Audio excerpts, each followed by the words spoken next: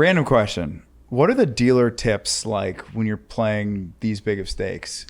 Like if you're a dealer, are you raking a few grand a night? Yeah. Hanging out with these guys? Yeah.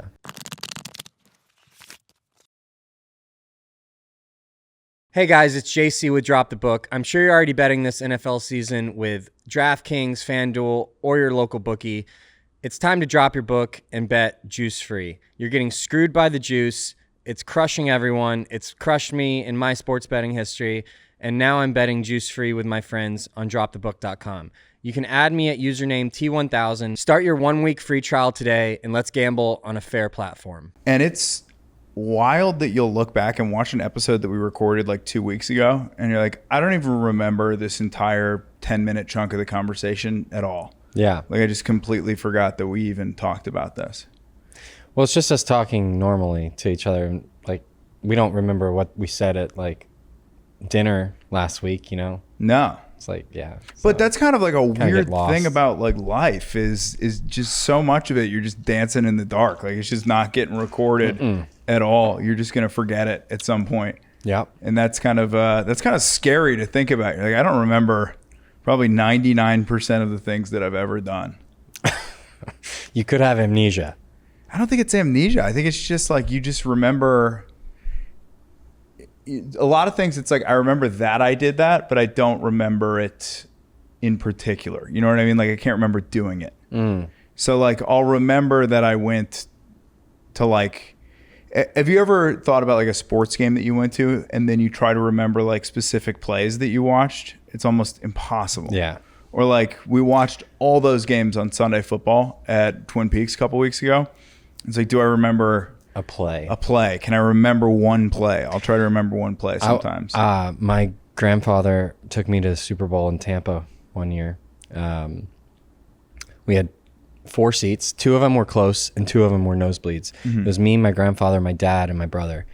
And we had to flip for who got to go close and who got to sit in the nosebleeds.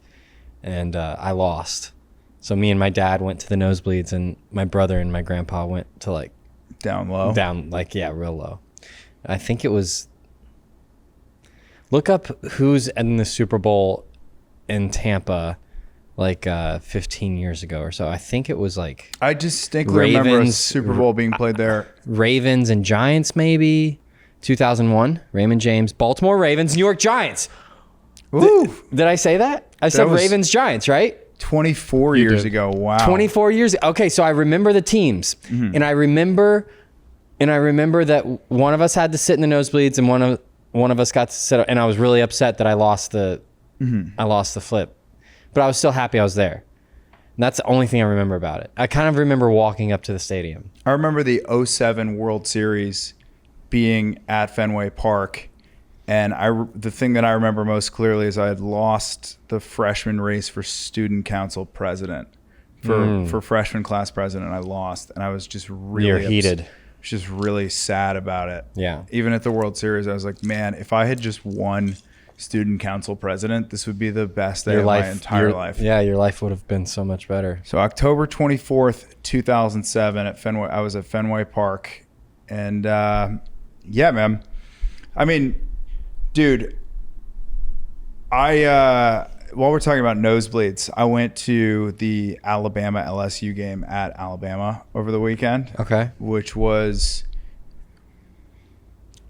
With your family? Yeah. I've come to realize that there's like always a couple times of the year, like a few days that I enjoy like more than Christmas. Things that I like. My friend used this expression the first year we went to Bonnaroo. He's like, I like Bonnaroo more than Christmas. And I was like, I always thought that was like a good benchmark. It's like, what do you enjoy as like an event that's coming up more than you enjoyed Christmas as a 12-year-old boy? Alabama football is one of the only things that I look forward to like it's legitimately like it's Christmas Day as a 12-year-old. I wake up at fucking 9 a.m. I go for a little jog. I come back 11 a.m. I crack my first beer and I fucking drink and party from the moment I start drinking and partying through the game until I get home. You kind of feel like euphoric the whole day. You feel it's You're just like riding high. There's definitely a few moments where it's like a little bit boring, you know, like there's kind of lulls in any day.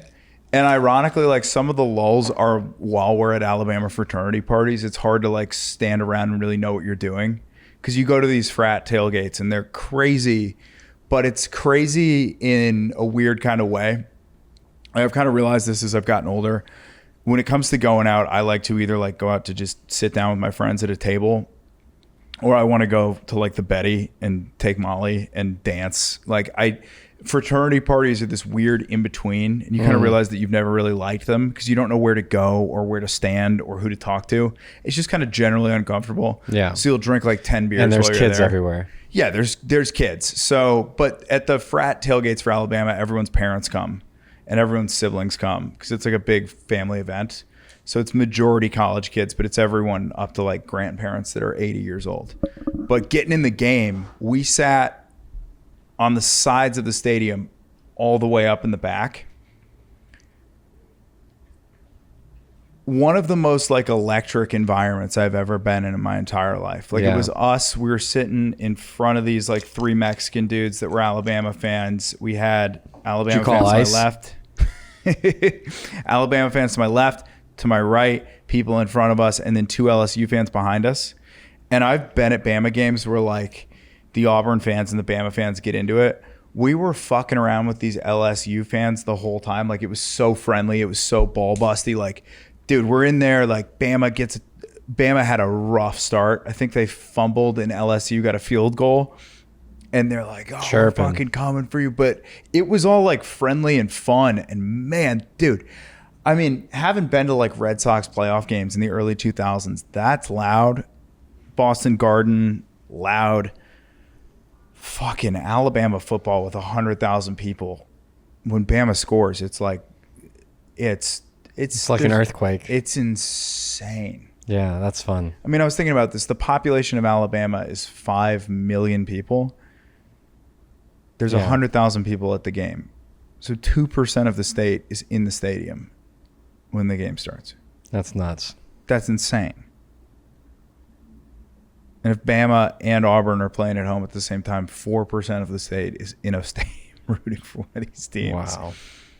Fucking crazy. But that's a lot of people. What's going on with you, man?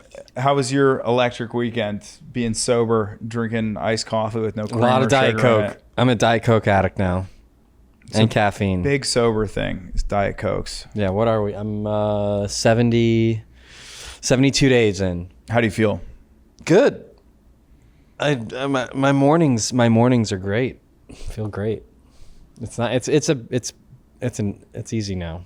It feels easy. I'm not having any trouble staying away. Yeah. It's good. No staying away from no trouble. Just now that you're in, you're in. No, we hung out at Chalmers, right? A few days ago. Yeah. Everyone was drinking. I mean, dude, once you get in the rhythm of it. I just don't hang out that long anymore. That's the tough part. Yeah, I can't hang out for 4, 5, 6 hours. My main beef with sobriety is the people that say they can have just as much fun without drinking. They say that, but then they go home at 9 p.m. Yeah, I'm having fun, but then after like 2 hours of hanging out, I'm like, I'm good. What do you think about it? Sometimes you're like, sometimes you're in the zone, you're having fun, you're drinking, you're like enjoying being out, but sometimes you forget you're drunk and you're also bored, but you're just too drunk to think like, oh, I should go home. I'm not having fun right now. Yeah. This sucks.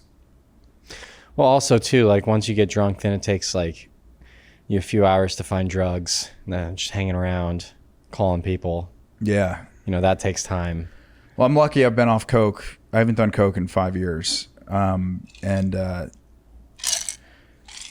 that takes it to a whole nother level. I mean, you want to talk about hanging out till 2 a.m. till the bars close when you're drinking. I mean, when we were doing Coke, it was like we'd hang out till 2 a.m. the next day. I mean, we just keep going and going and going.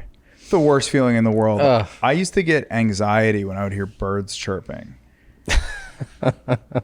Like the sound of beautiful birds would fill me with just dread. But that's not a good place to be. Dude, there is something I want to, I guess, talk about. We kind of made the decision over the last couple of days that we're going to shut down Haha Hidalgo, which is a pretty... Your backyard show. Yeah, we're killing it. Why would you shut it down? It seems like an insane thing to do, but we kind of looked at what's going on, and we're not committed to like killing the whole thing, but I think we're going to be done doing shows in the backyard. Look, it's a massive like liability for Will to do the shows in the backyard. They're semi-legal. There's a lot going on. You know, you get in Is there an HOA? No, but you can still just get in trouble from the neighborhood. And do the neighbors not like it? No, the neighbors don't care. No one gives a fuck. The thing is, it's a huge risk for him, and the risk was worth taking when we were just super easily selling out. You know, we would put these show tickets up, and like on the first day we'd sell 20 tickets on like, we'd announce the Friday before and we'd sell 20 tickets on the first day. I mean, 2 years ago we did a November show where we sold 250 tickets in a weekend. And it's like, there's no famous people in the lineup. It's all secret. We're crushing. And it was a thing that we were doing because for me, it was a huge boost for my career. It was a really easy way to get like, you know, great stage time, run legitimately, in my opinion, the best independent show in the city, and make some good money. But what's happened is just like, I don't want to say the show's fluttered, but there's a lot of shows downtown that are kind of relying on like tourist audiences. There's people that come in and they'll go to Sunset Strip and they'll go to these clubs, but we're kind of built off of like a steady fan base of people that come all the time. Locals. And it's hard to ask people to just continually pay over and over again to see you do comedy in your own backyard. So for a while, we were kind of growing based on word of mouth. Things have slowed down. I think the economy is fucking way worse than people are making it out to be. Like, Also, these are once a month shows. Once a month shows. And so if they're seeing the same guys, they're not going to be seeing new material really. So right, because like you're not going to have a new 15-minute set each month. I rotate about 40 comics through. There's about 40 people that I book on that show. Okay. I try to book the top 40 comics. So you're trying not to have repeat content or repeat sets. I try to have no one do the show more. Most people that I book once a year. And then my very best friends in stand-up, I will book twice a year on that show. Okay. So people aren't listening to the same jokes. People aren't listening to the same stuff, but it's like it's a backyard show, you know? And I think people just kind of got sick of paying $30 to see comedy in a backyard. So ticket sales went down. Ticket sales, I wouldn't say went down, but it went from being like, hey, we're selling out super easily, to all of a sudden like it became legitimate work. And for me and my business partner, it was always like fun. We were going to like just have a good time doing it. And it became like a job, and it just, I think he's not really having a good time with it, and I'm not really having that good of a time with it either. It's become kind of stressful. And I'm like, dude, I don't make enough money off of the show for it to be like a source of significant stress. Isn't it a brand that you guys are trying to build? We were trying to bring it out, but we're not saying no to shutting it down forever. We're not saying we're going to shut it down forever. We're kind of like, we might build out. So this is the last show for a while. Last show for a while, and probably the last show we ever do in the backyard. So it's going to be big. And when it comes back, it might be like a different thing. I mean, I want to do, when we come back, like... You can use the name and make a different venue or make a different style. I want to do like a Haha Hidalgo Duck Camp collab. You know, I want to do like a Haha Hidalgo... maybe like Don't Tell Austin collab where we both sell half the tickets. I mean, there's different ideas that we have, and I kind of have carte blanche to take it and do more or less whatever I want with it. And Will's always been fucking unbelievable to work with on this. He's been great. It's just like, dude, stand-up is not his job, and running this show has become like a job for him. And I think it's taken a lot of like productive energy that could be directed somewhere else out of it. Like, I mean, dude. You could also go to like quarterly. You could do like 4 shows a year and make them big events. Yeah. We're thinking about it. You know, there's a lot of stuff. But I'll tell you this. They're fun, man. I'm excited to go to the last one. It's Friday, right? Yeah. The last one's going to be electric. I bought 4 tickets. I have my best friend growing up. His name's Zach Davis. He is flying into town Friday morning with his lady, and we're all gonna go. Dude, I'm psyched to have you. But there is one thing that I do want to talk about with regard to the show. It's I'm starting to feel just a general comedy burnout throughout the city, both by the comics and the people like attending the shows. I think. Do you second that, Brandon? Yeah, I don't disagree. I think there's the love for it slowing down a Like little. the enthusiasm of the crowds and. Yeah, I mean, it's still a comedy city, but obviously any tourists or people, they're going to Mothership. Yeah. And then the spill off might fall to like Black Rabbit or Sunset. But yeah, there's not the independent shows, the smaller clubs are all not what they used to be, which they're still good. But yeah, I think just not everyone's coming here to see only comedy. There's other stuff to do, and that's becoming popular again. Yeah, and I think people are kind of when the pandemic started and everybody started moving down here, I think everyone was kind of like had this deep fascination with Austin. They're like, yo, it's this, what the fuck goes on down there? It seems like it's kind of this lawless land, like where, you know, people can kind of do and say whatever they want. And I think that like mystery is just faded.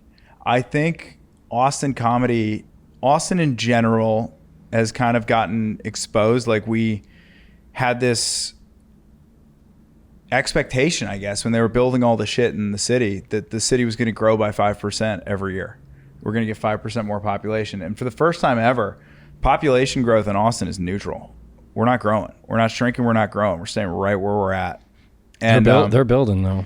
I mean, well, them building has been great for me because it knocked down my rent substantially and it's making living here way more affordable. But it's also like, to Brandon's point, I kind of looked at the Mothership like as a bucket.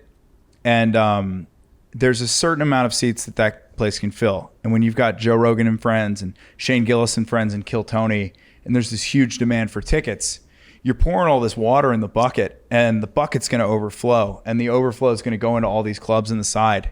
And this demand and this like fascination with Austin stand-up, I think really carried a lot of the independent shows. And people were like, yeah, I want to come out. I want to see stand-up. And now it's like, I think people just are over it. They're like, we've seen what's going on here. We're not into it. I think also, too, you learned quickly that if you're going to any of these smaller clubs, no big comics are dropping in there. It's all local guys, which people go to those shows and have fun and they're good. But you're not going to like, oh, my God, I'm going to be at this club and a huge name's going to drop. It's just not going to happen. There's Mothership. That's where it is. Yeah. I mean, dude, there is one thing for sure where I do wish the bigger comics would drop into the smaller rooms more regularly. I'm like, there's so much good shit going on in the city. Go around, check it out, do some other spots. Like, I don't know. When I look at like New York and I look at a guy like Mark Normand, like Mark Normand's still doing 6 spots a night. So he's dropping in. You'll see him at these like terrible clubs and he's just coming in and doing spots. Yeah, he's a pro. And I really like wish that we got more of like the top level coming around. There's people like Derek Poston and Tommy Pope that come around and support these local shows. They pop in at Black Rabbit, they do my shows, and it's fucking awesome. But like, look, I get why Joe Rogan would not want to play my backyard. He would need a security CIA level detail to do haha Hidalgo. I mean, he's gotten so famous where like the only people legitimately more famous than him in the country right now are like the president, former presidents, and like A-list celebs. So I get why you wouldn't want to do it, but it's like, man, I wish there was more of like a drop-in culture around the city. That's kind of like what it felt like it was going to, where it kind of felt like at the beginning, anything can happen. You go to any show on a Monday night, like you might see somebody. The biggest comic in the world might just stumble out onto the creek on a Monday. And that's how it was for a few years. It's kind of started to feel like this walled garden where it's like the biggest comics in the world are in the garden and then everybody else is kind of outside of it. And there's people that come in and out. Dude, yeah, it's that. And then the economy is kind of like, I think a lot worse than the stock market would have you believe. I saw something and I saw something that the direction that the stock market is going, up or down, has always throughout the last 50 years been correlated directly with the amount of available job postings in the United States. Okay. And the correlation broke for the first time in 2022. So when the market goes up, more job postings show up. Over the last 3 years, the market has absolutely been on a fucking tear. Yeah. And the amount of job openings in the US has like gone down. Interesting. And it's the date the correlation broke was the exact release date of ChatGPT. So things are like fucked up, man. I've just kind of noticed there's like a lot of comics that I really respect that are thinking about leaving, and it's like, I don't know. I love it here. I'm having a great time. I just sort of had like a few irons in the fire, and Hidalgo was one of those irons in the fire, and that's gone. So now we have to adjust, and it's a little scary. It's a little sad, but I'm excited for Friday, man. Yeah. Yeah, I don't think it's over forever. I think you just pivot to something else. But I mean, the brand, the name, and the audience that you guys have it's pretty solid. Very solid. Yeah. So you can use that in the future for other shows, I think. We can do something for sure. I finally won in that game that we were talking about last week. Really? You went and won? I won a lot, yeah. Oh, so that's nice. Let's go. Was it the game John was just telling me about? I think so. Nice. Yeah. John's a friend of mine. Hell yeah. That's staying with me right now. But yeah, we won a number. So we're still down heaps in the game. But we got a good chunk Got back. a little bit of the action back. Yeah. Even when you were up, like, were you still like, I'm gonna lose this somehow? There's just I mean, I was trying to stay locked in, but there is like some negative thoughts in the back of my mind, like, you know, something, you know, it doesn't really go well for me here, like something could happen. But yeah, I mean, I left a little early because I played for 8.5 hours. I left at like midnight, but normally, like, I play till games break, and I think that game went till like 4 a.m. But I wanted to book a win. So when you play that long, you play like 8.5 hours. If you're sitting there, and let's say you're several hours into the game, and you start drawing dead, you start just getting bad cards for an hour in the middle of the game. It's called card dead. Card dead. You go card dead. You go card dead for an hour. How do you not lose your mind just sitting there for an hour? When you're not playing any of the hands, you're not really doing much. Well, if you play poker for 15 years and you spend tens of thousands of hours on tables, so you get used to it. Ooh, how about this? In your entire poker career, just make an estimate. Yeah. What's the longest you've sat at a table without playing a hand?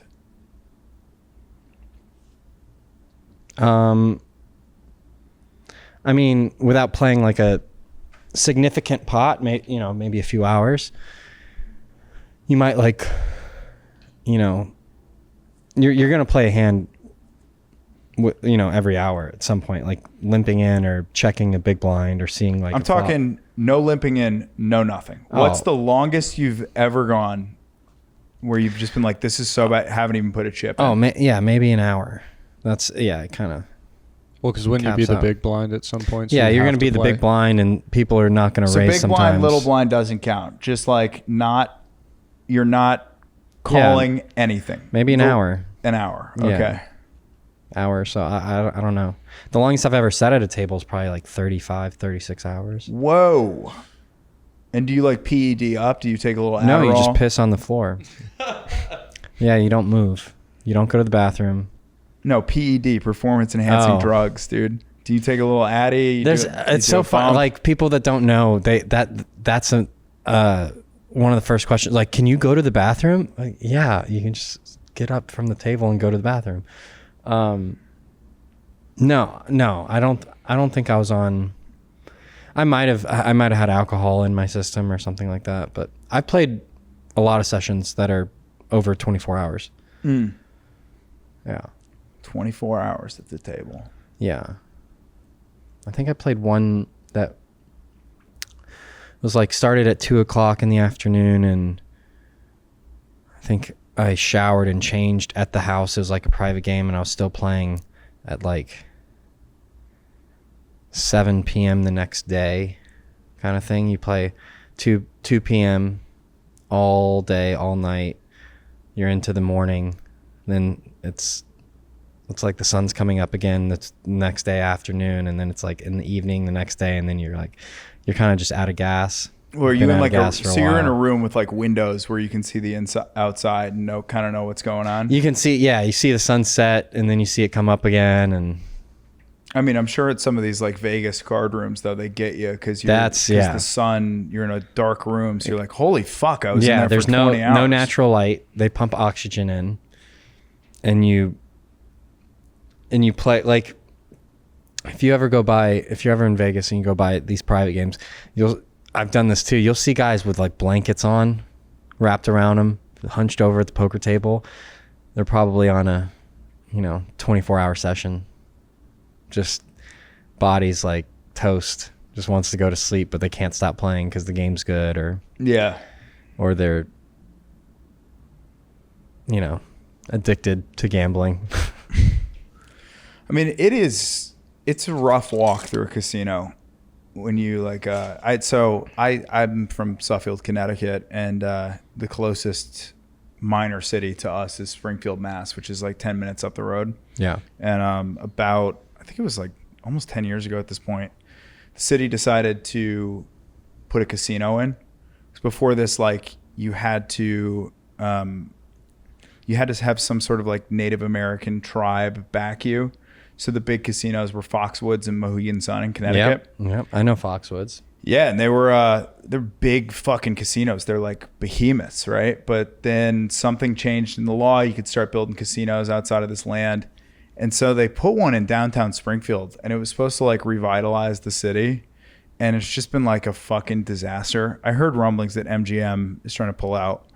Like it's not successful, or it's depleting every one of their money in the town. So I think it's both. When you walk in there, negative energy, bro. Yeah, it's a dark cloud. My God. I mean, they do a pretty good job when you go to Foxwoods and Mohegan Sun. Like, people are losing money all around you, but when you walk in, you're like, man, this feels fucking great. Like, the music's good. There's like a good ambiance to it. Like, Mohegan Sun looks cool. Yeah. You walk into MGM and it's just like, dude, people on fucking oxygen tanks playing the penny slots, and you can tell they're just losing everything they've got. The living dead.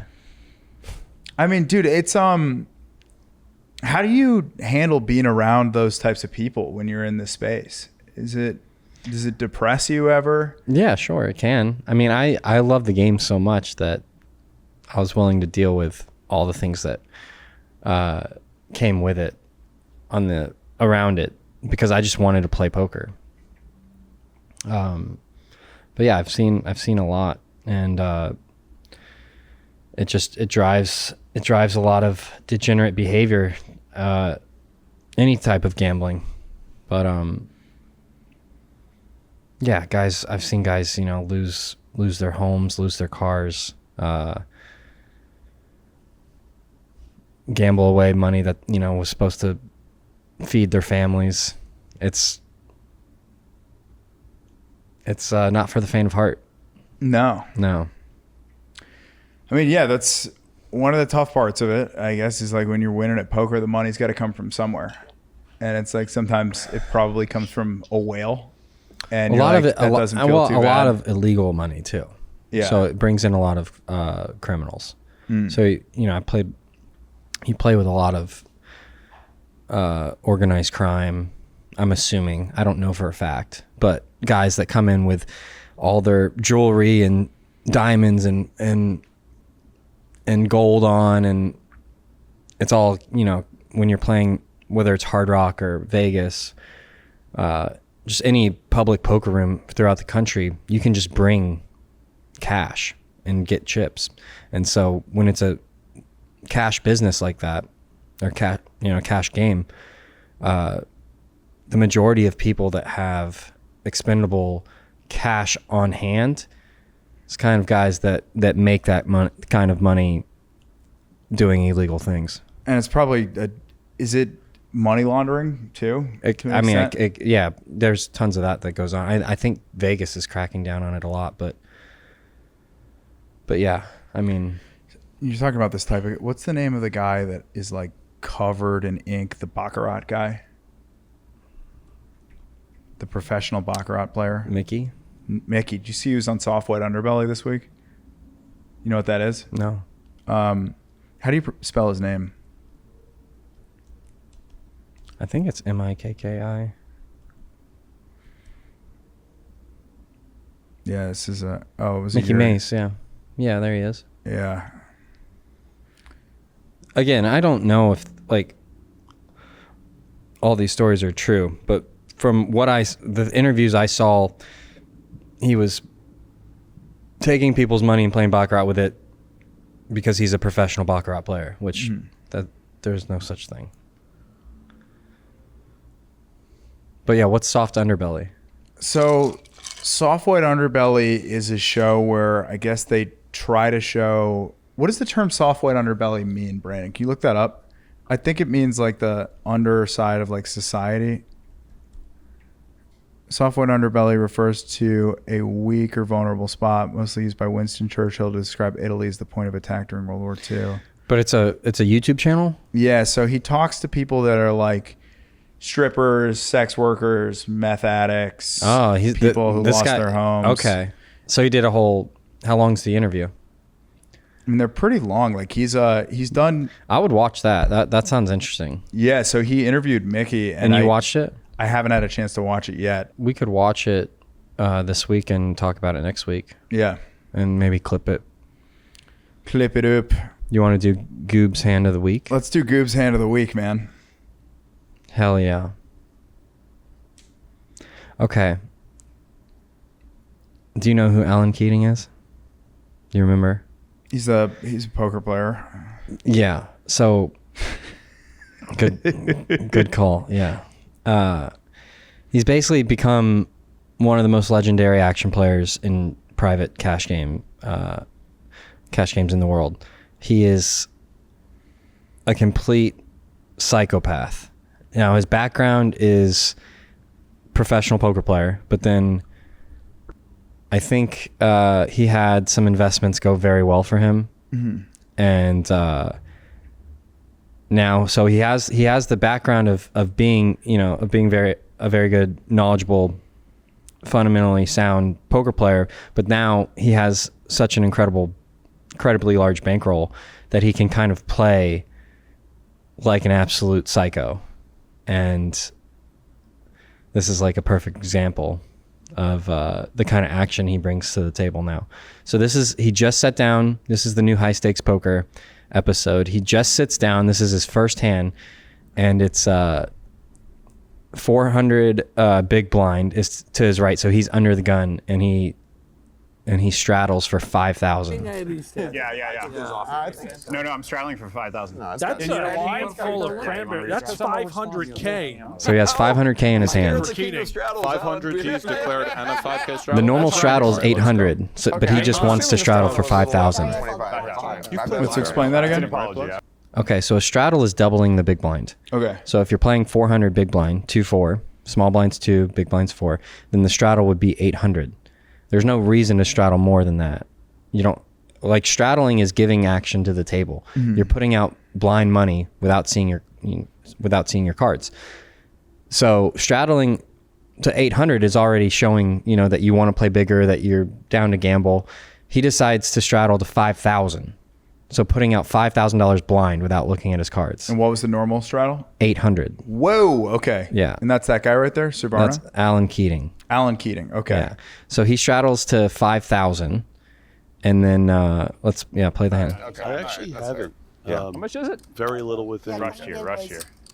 Love watching him play. Yeah, good seeing him. I think he's the most entertaining poker player out there in the world right now as far as cash games. So Katz raises to 15,000 with a very good hand, ace-7 suited. Make a game play 2 or 3 times. He's all in with 10-3 suited the first hand. And he puts in his whole stack with 10-3 suited. And just lay it on. Why? $500,000. Hammer. Fun. No. Did he do it blind? He looked.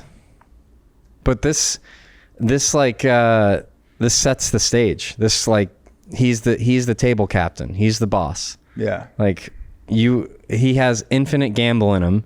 And if you want to, you want to play, he's putting everyone on notice that he is a maniac. He'll put any amount in with any 2 cards. Mm-hmm. It's incredible. And then but there's also some gamesmanship to it too.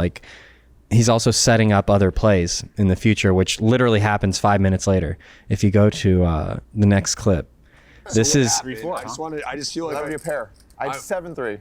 Alan Keating has graduated from poker pro to whale businessman, and he said, "I don't need all this luck anymore. Who should I give it to?" Is this Brandon? Is this 39? Yeah. Okay, so this is 2 hands later. He doesn't need all that luck anymore. Alan's a great businessman. So he shaved a little bit off. And he does the exact same thing with 2 aces. Oh, there you go. And he gets snapped by 2 8s. It's actually kind of genius in a way, though, because he knows Santos is the kind of guy who will call him a king high or something, right, bud? So now he gets all the money in. This is what makes Alan so special. With aces versus 8s. It's unbelievable. Yeah, it's crazy. I don't blame Santos at all, by the way. Of course not. He just shoved with 10-3. You pause it for a sec. So if you also pay attention to the body language and their behavior. Okay. These are guys that have played so much poker together, that have gambled way bigger amounts than this, because if they haven't, you can't be laughing this hard and put in 200 he put if in that's 200 you out there, this is not a laughing situation. Exactly. This is very serious. But these guys are okay, we're rocking. For how lighthearted they are and treating this situation, this just shows how long they've been playing together, and that they've been playing way bigger than this in private settings, because they're kind of laughing this off. Santosh is the guy with the 8s, and he's a notorious Santosh Silvano. Yeah, he's one of the biggest action players as well. And so this is kind of small small stakes for them. That's what they're acting like. Random question. What are the dealer tips when you're playing these big of stakes? If you're a dealer, are you raking a few grand a night? Yeah. Hanging out with these guys? Yeah. So there's it's kind of like bartending then. You can be a bartender at a shitty bar and you make $50 a night, but if you really become one of the best bartenders in the world, you could be raking 10 grand a night. Yeah, they're getting thrown blackbirds. They're getting thrown $100 chips. I mean, some guys, it depends. It's player dependent too. Some guys are a little more generous. Some guys might be a little more conservative and throw, quarters or something. But they're getting great tips. And then I've seen on high stakes when somebody gets shipped a really big pot, I've seen guys throw yellow chips at dealers, which are the $1,000 chips. Oof. So you get tipped $1,000 for one hand, which is massive. Yeah. Some of these guys can afford it though. But if you're a dealer in the box and a guy's down $1 million and you get him out of the hole, now it's not you getting him out of the hole, but the player's going to be appreciative and probably going to, tip you pretty well. If you ship him a big pot and he goes from $1 million stuck to getting even or up, you're probably going to get thrown something. Cool.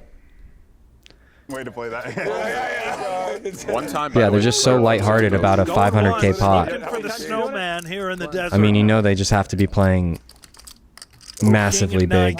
Nobody home. And I'll tell you this: if Santos finds all the time, help, 7 or 10. buckle up. It's definitely going to be a torture card for Alan. Probably won't. Boom. Another 9, and now dead to just those 2 outs, which we can see on our screen are already dead. There are no 8s left in the deck. I missed that. All right, wow. Santos. But yeah, he does it with 10-3 suited, and then does it with aces and gets paid. Wait, did they just say there were no 8s left in the deck? They got dealt to somebody else? There was other 8s mucked, and they knew that, so Santosh was drawing dead. Did he know that he was drawing dead in that situation? No, he didn't see the people, the cards that were folded from the other players, but the announcers did. By the way, his name's Alan Keating. Yeah. Is that not, Brandon, can you look up what the 2 main characters in the Fountainhead are? I think that's the name of...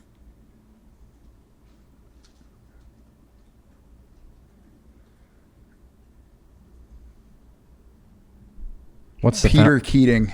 What's the Fountainhead? Fountainhead is a book by Ayn Rand about an architect.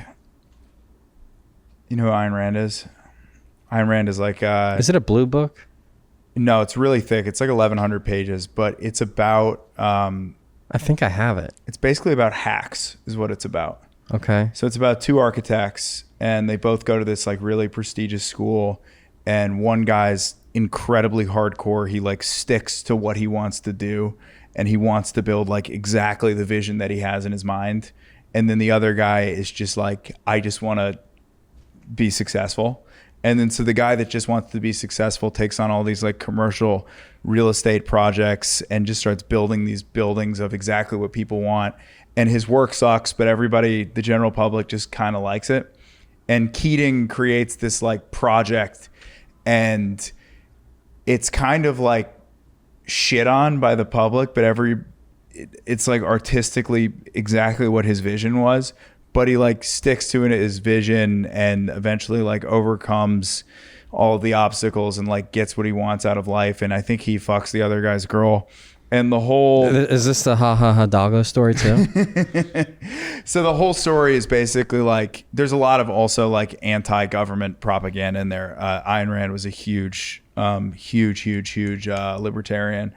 But there's the whole point of the book is just kind of ignore the signs of what everybody else is telling you, and you know what you want to do and do that. Yeah. Which I think more people in today's internet era should read that book. Yeah. Because I like that. I like that a lot. Popular. It's great. It's a absolute slog. It'll take you a long time to read. That's why you guys shouldn't completely throw away the Hidalgo stuff. Just keep doing it. I know. I mean, maybe not in his backyard, but it can evolve. I've got an idea kind of what I think it could become, but who knows? Yeah. Yeah. I think it's a good point though. It's, you have a vision kind of like what you want to do with like your career and your life. And then I feel like there's a lot of like shiny object syndrome in stand up right now, where you know what you want to talk about, you know what you want to do, but there's such quick like dopamine reward, whether it be from the audience or from the internet, just going, hey, this bit crushes online, gets millions of views. And then you just start talking about that type of stuff, despite the fact that you really want to talk about this. You know what I mean? And you forget that you get influenced. Yeah, it happened to me for a while, which was like the speaking Chinese bit blew up. And then I was just like, I need to make more viral videos, when the way that I got to the speaking Chinese bit was... You couldn't stop doing an Oriental voice for months. Oh, how you doing? Is this another hand? Yeah. Which one's this? So That's me. There's you. You don't play the hand, but I looked up top 5 biggest hands in Lodge history, and it starts with a... I'm a fan of that shirt. You are right there. I'm a fan of the shirt, the Drop the Book patch. Absolutely beautiful. Thank you. What's that? What's Drop the Book? Oh, that's a juice-free sports betting site for friends to bet sports with each other and not pay juice to their bookies. Wow, it sounds really cool. Do you have a promo code that I could use to get on promo the code website? T1000 actually gets you a month free. Yeah. Really? Go to dropthebook.com, sign up today. I can sign up right now today? Right now. And you can bet me. At dropthebook.com with promo code T1000? Yeah, and then add me at username T1000. Holy shit, Brandon. Did oh you my know God. That? I had no idea, but that's good to know. Yeah. Wow. Thanks for the advice. I'm going to do that right now. There totally wasn't a commercial that you had to listen to At the start of at every the start episode. of this episode. Hey guys, it's JC. With Drop the Book. It would be a good game to have had big hands. Oh, I remember this hand. That would help. Speaking of big hands. Ooh. Doug with big slick suited. He's probably going to make it like 4K, 5K. I like it. The graphics shows up and accidentally shows that Doug folds when he doesn't. What? 4,500. Okay, I said 4 or 5K. Went right in the middle. Oh, it's on. The ever attractive 810 suited. Wait, pause for a sec. When they say the ever attractive 810 suited, is that a bit? Like, he's just commenting on the hand. Does everyone like? Is that a hand? 10-8 suited is very, it's very attractive. I mean, any suited one gapper is pretty attractive when you play enough cards. You know, 3-5 suited, 6-4 suited, 7-5 suited, 8-6 suited, 9-7 suited, 10-8 suited, Jack 9 suited. Well, it's funny you say that because there's 8-6 suited, 10-8 suited. Yeah, and they're ace attractive king hands. Suited. Yeah. They're one suited one gappers can play very nicely. And it's really fun. Muscle Mike really is Muscle Mike. Look at the size of that Dude, fucking guy. Holy he shit. challenged me to a pull-up competition, and I said I'm going to need a couple years before I respond to this. TRT. 45. Sorry, allegedly. Sorry, Muscle Mike. I don't want to disparage you. A bit tilted and steamy. Okay, so 4 ways. The fuck game am I? Doug 3 bets and gets 3 calls. So now there's 18K in the middle. In the big game, I believe. Couple clubs for Doug. Top pair for Tesla. 2 pair for Airball. Okay, so Airball flops top 2, Tesla flops top pair, and Doug flops nut flush draw. It's just a recipe for roads here. a massive pot. And even Muscle Mike has a pair going. 3 players who like to get the chips in. Airball with 300K behind, Doug with 180. Watch out, folks. 10,000 was the wager. Call action on Tesla, who jams. Oh my God. 111,000. It's top 2 for Airball. Count, Anthony. 30, 70, 80. Tesla's such a legend. These pots do not happen without guys like that. All in from Airball for 300,000. I don't know if I tell you enough, but And what does Doug do now? He's got to go for it, right? Yeah. Listen to what he says here. Let's get these chips. Scott, what does Doug do here? I'm gonna need. There's something about this. I was gonna those chipped up. It's like 3,000. When I played, let me figure out. We're gonna need to count. what I even would be here. You got me covered, so obviously. So $350,000 pot if Doug makes the call. At this point, for Doug, it's purely a math call, or it's purely just a math problem he's got to solve. So what do you mean by that? He's just got to figure out the price that he's getting to put in his 170K. So how much he stands to win, and then he's doing a rough estimate of the pot odds, and then he reads the situation perfect too when he goes into his analysis of what everyone has in the hand. But basically, so he has to put people on ranges, and then he has to decide if what outs are good in his hand. Like if he hits his ace, is it good? If he hits his king, is it good? If that's not the case, then he only has 9 clubs, and so he knows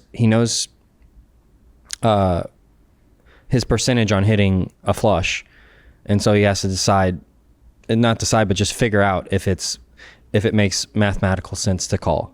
Got it. So it's not like he doesn't have to like read these guys anymore. Really, it's just him figuring out the math. I think part of him's debating all in as well. No, it's all in to call. Airball shoved, and Airball has him covered. I'm gonna hold on. This is the club WPT gold hand. So that's what he's doing. He's counting exactly how many chips he has. All his chips. Wait, I thought Tesla went all in, then Airball called for 110. No, Airball reshoved. what I have, just so you can understand It says why this is. It says call, but he went all in. Airball went all in. There you Let go. me figure out what I'm doing with my life right now. Okay, there we go. This is gonna take me a little bit. Let me just figure this out. Let's listen in. Okay. So that's one. How much is that? One. Yeah, he's got to figure out how much Tesla has, I can't believe he's getting dealt face cards. how much is in the middle. It's also too. And it's one time too. Yeah. Yeah. Okay, let me figure out what I've even got here. So many fucking chips that might not be mine. All right. Does the chat think he's calling? Let us know. You know the drill. 1 for the call, 2 for the fold. This is the Lodge Poker Club in Austin Round Rock High Stakes Edition. Okay. And we're about to see one big ass pot. I'm sorry, this is gonna take me some time. I want to know all the Take your numbers. time. Okay. Yeah, can you reload Doug and Pierre also? So he's doing the math problem in his head. Oh, we gotta get the reload ready. He's figuring So out many chips. what the odds are, how much money he's got? Folks, what do you think? I'd do anything for a Zen right now. Like anything? Can he put anybody? you Do you think he's like got ideas of like ranges of what people have? Like what do you think he's Doug thinking makes here? the call. It's 400 and If he didn't have the nut $90,000 draw, pot? he's probably never calling. Having the nut flush draw, basically, when you hit your hand, you can't be beat. Airball and Doug So it's of about 140,000. I mean, you have the best draw, so it's extremely tough to fold. 170. All right, he's got me covered. But this being a multi-way pot is giving him the odds to call. If it was just heads up, he can fold. But the additional 110,000 in there just it makes it mathematically worth the call. Alrighty. Makes the call. He's in. One of the biggest pots on live stream history at the Airball lodge. says one time. One run out, one board for $500,000. Okay. 487,000. 400. This is the biggest pot I ever witnessed in my life. Yeah. Holy shit. I don't think I've Airball ever seen with a top pot two. Doug looking for a club. bigger than this.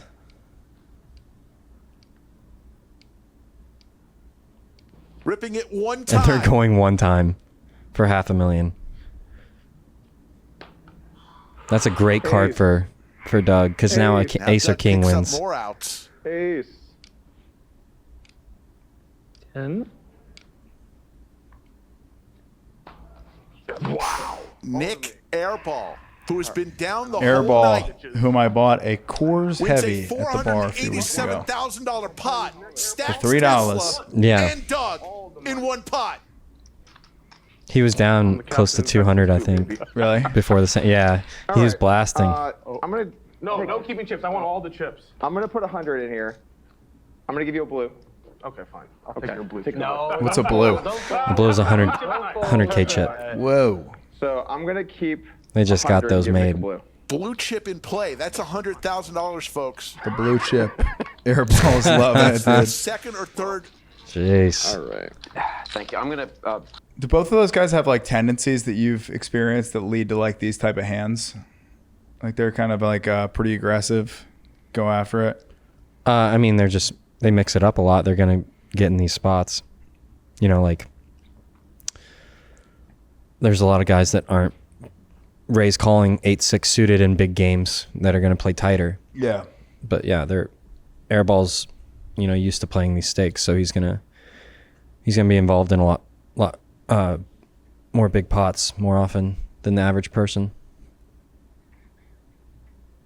Yeah, but yeah, let's watch that YouTube video for next week. Let's do it. And Underbelly. Yeah, soft white underbelly. Gang, write your questions in for next week. We will be right here. Yeah. All right. Sounds good. Let's do it. See ya.